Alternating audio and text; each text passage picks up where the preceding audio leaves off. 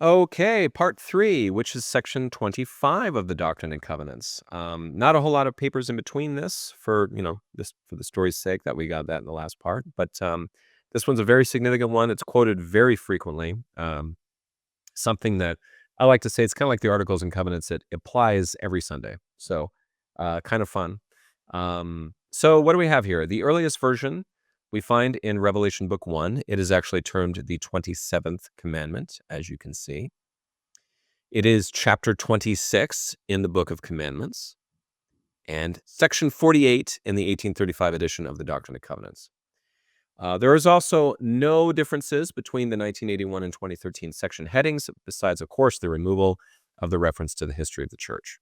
So that's what we get, earliest versions and so forth. Circumstantially to this, the biggest thing of note, obviously, is that this is the first revelation that is dictated directly to a woman. It is directed to Emma Smith, who is Joseph Smith's wife. And this is something that definitely starts defining and differentiating the Church of Jesus Christ, or the Church of Christ as it was called at the time, from a lot of other religions, in that you are actually giving revelations to women. And there's some things in here, some assignments given to Emma Smith that are also very interesting, which eventually leads to what we now call the Relief Society, which is one of the oldest women's organizations in the church, which Emma Smith presided over. Very interesting, very different at the time anyway. So, it sets out in this, one of the main things that we get out of this is that Emma is commanded to select hymns for the church, many of which are actually still in Latter-day Saint hymnals. And then there's the famous statement having to do with music, that the Lord says, "The song of the righteous is a prayer unto me." And again, this is where every Sunday people are encouraged to sing in church, because it's a prayer to God, and it's a way of honoring him. So this is a major teaching of our faith, of the Latter-day Saint faith. We get no introduction in the manuscript history of the church. So everything that we're going to get is going to come from our dear friends at the Church Historians Library, at the Church Historians Press, and the Joseph Smith Papers, and they did amazing work here. So the introduction for this one, historical introduction, the period from April to mid-July 1830 involved a flurry of activity that included the organization of the Church of Christ, meetings in 3 different locations, and many convert baptism. Emma was one of those baptized on the 28th of June in Colesville, New York, but the confirmations were delayed because of opposition. So, if you don't know, Emma Smith was baptized in 1830 in Colesville, New York, and that will become significant later in her life, and I'll get to that in a moment. Further to that, by July 1830, Joseph Smith had dictated almost 30 revelations for individuals or small groups, but no women are known to have been included among the recipients. This revelation reflected the vital role that Emma Smith played in Joseph Smith's life, and also foreshadowed a larger role for her in his work. The revelation called her an elect lady and charged her to comfort Joseph Smith in his afflictions, select hymns for the church, preach to church members, and write for Joseph Smith so that Oliver Cowdery could serve elsewhere. And if you've forgotten already, she was also ascribed to the 116 pages to the Book of Mormon. So Emma is an enormously capable woman. In fact, technically speaking, a lot more educated than Joseph. She could write. She could help him read. She was very generous, actually, I would say, in that regard. So an incredible woman, an elect lady, even in this revelation, which says it. So for the hymn book, in 1835, she, along with William W. Phelps, compiled the church's first hymnal, a collection of sacred hymns for the Church of the Latter-day Saints, one of the few church publications at the time, and a book that played an important part in the church's worship practices. So I decided, in honor of, again, the reorganized church, the community of Christ, and all the amazing work that they have done in preserving essential records for the Latter-day Saint movement. All of these editions that I'm holding in my hand are replicas that were produced by the reorganized church, and something I've had for a very long time, and are very, very special to me. So again, thank you very much, very, very much. So I just wanted to give a comparison here. So first publication that we get, Book of Mormon, 1830. After that, we get After that, we get the Book of Commandments, which is very small in comparison. Okay, this is in 1833. After that, we get then the Doctrine and Covenants in 1835, again, smaller than the Book of Mormon. And then the hymnal, which is the smallest of them all. So smaller than the Doctrine and Covenants, and I'm going to hold up here again the Book of Commandments. It's slightly smaller than that one as well, not by much, but that's what it is. So that is the first hymnal of the church, and as you can see here, we still have a copy. I believe this belonged to, uh, let's see, it was Warren Cowdery.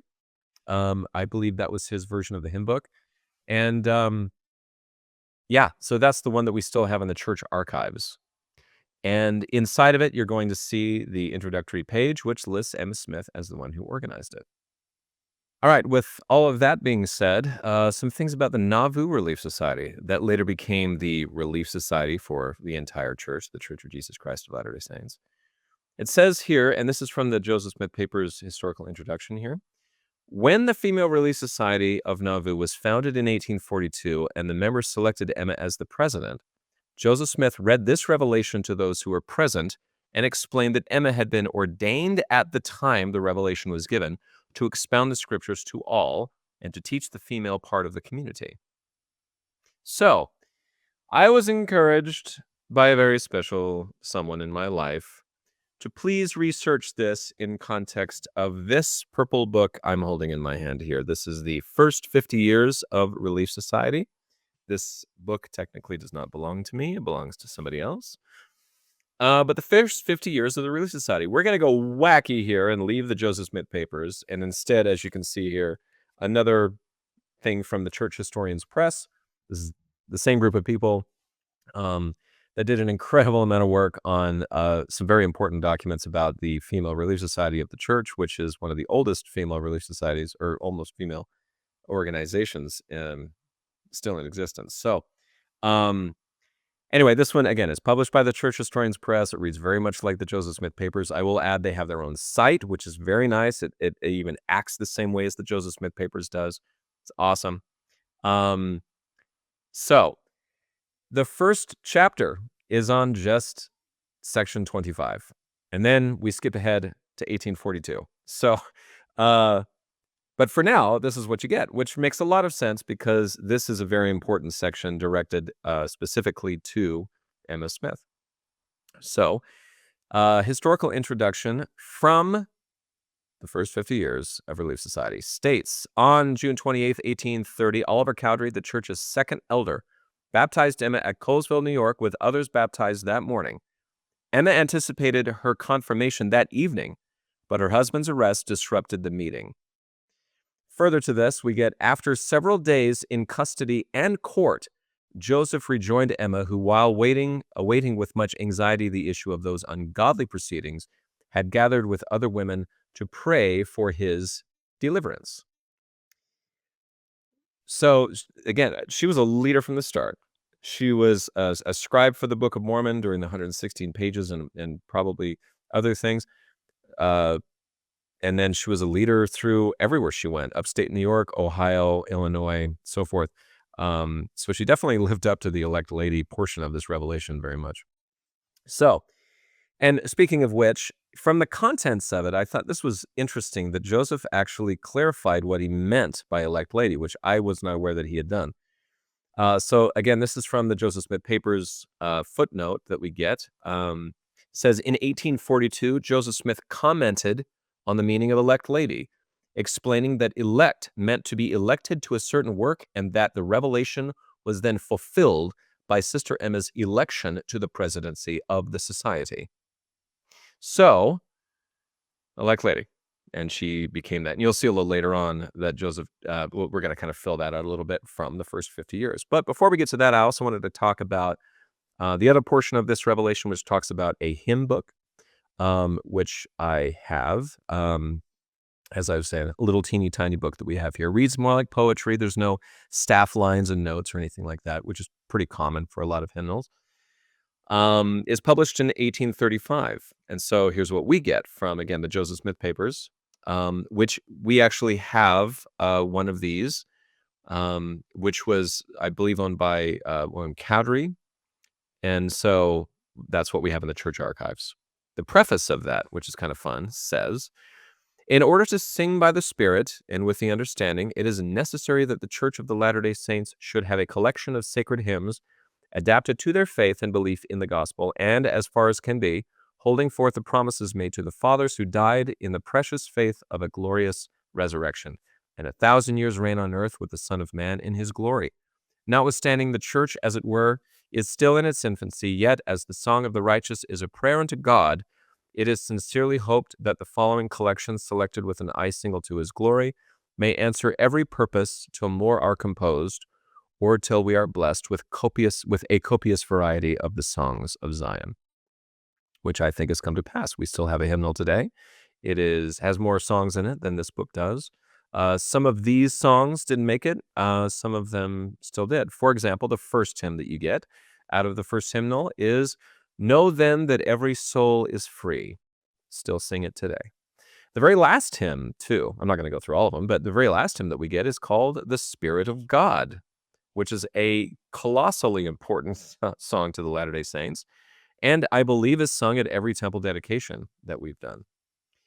After all of these hymns, you get an index at the end that lists all of the songs that are here, so like a table of contents. And again, the church history copy that we have, this older version that you're looking at here, belonged to a brother of Oliver Cowdery. And so not a whole lot of these left over, very small. And there's also a couple of songs that were removed. One of them I found is actually about when Joseph in Egypt is reunited with his brothers after they sold him into Egypt. Never heard that song before, and it might be fun to find the meters to these and put them to music and sing them. So anyway, a little bit about the hymnal. So what is the aftermath of section 25? We had a few insights from the first 50 years of Relief Society, our friend over here in purple. Very nice. The first 50 years historical introduction also says, in 1835, as directed in this revelation, she completed the church's first hymnal, published early the next year as a collection of sacred hymns for the Church of the Latter-day Saints. In 1842, at the founding meeting of the Female Relief Society of Nauvoo, Joseph Smith read this 1830 revelation to the 20 women assembled. He also read 2 John chapter 1, verse 1, a verse that references an elect lady, in order to show that respect was then had to the same thing, and that why she, or Emma, was called an elect lady is because she was elected to preside. Emma Smith elected as president at the meeting was not ordained to the new office because Joseph Smith stated she had been ordained at the time the 1830 revelation was given. That's pretty cool. And I would say, and in many cases, I think she brought that to pass. Like I said, she was a leader in upstate New York, Ohio, Illinois, anywhere she went. So she definitely had that power of presiding and very much used it. It's not known if she and Joseph discussed that or if that was part of how she lived her life, but I find it interesting that Joseph pointed that out specifically. And so it's kind of hard to talk about Emma Smith without getting to some of her life.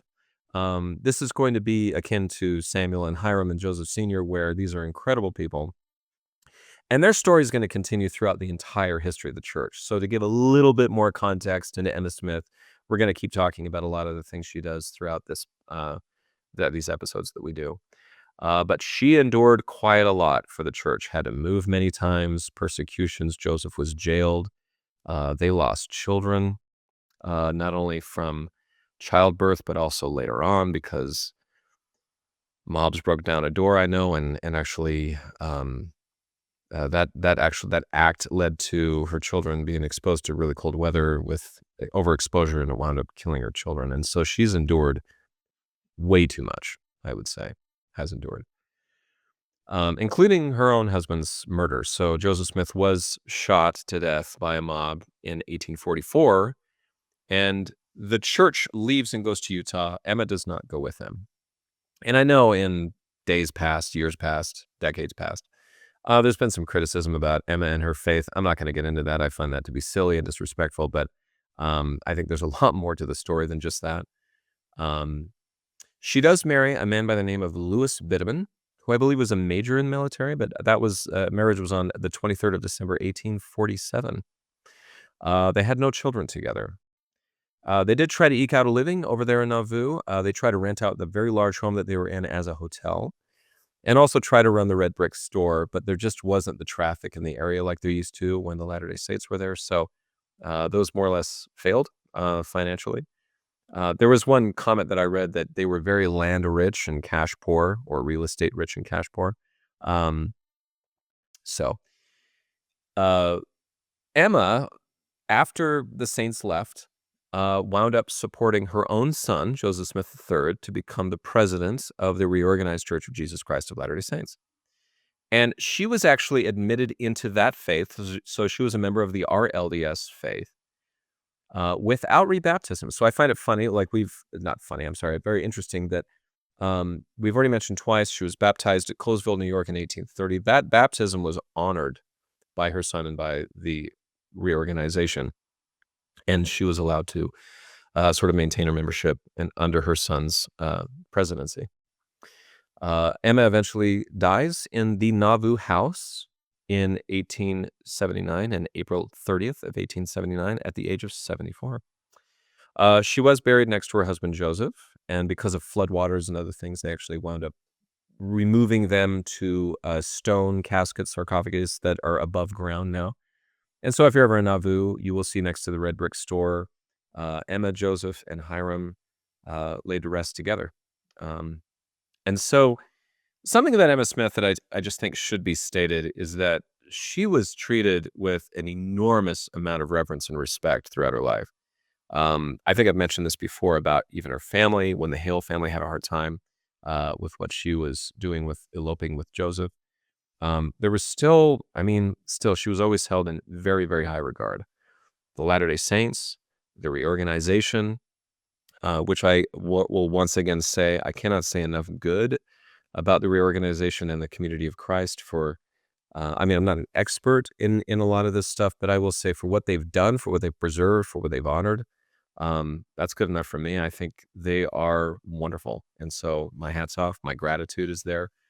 But also this woman, she just, no matter where she went, she was a leader, she was an authority, and she was an enormous example. So not enough good can be said about her, and you're going to see that later on when she gets her patriarchal blessing from Joseph's father, and just a couple of other things that she's done. But to this day, whenever we sing hymns, um, and the song of the righteous is a prayer unto me, almost every time you see you sing as a member of the church, you're kind of paying a tribute to Emma Smith.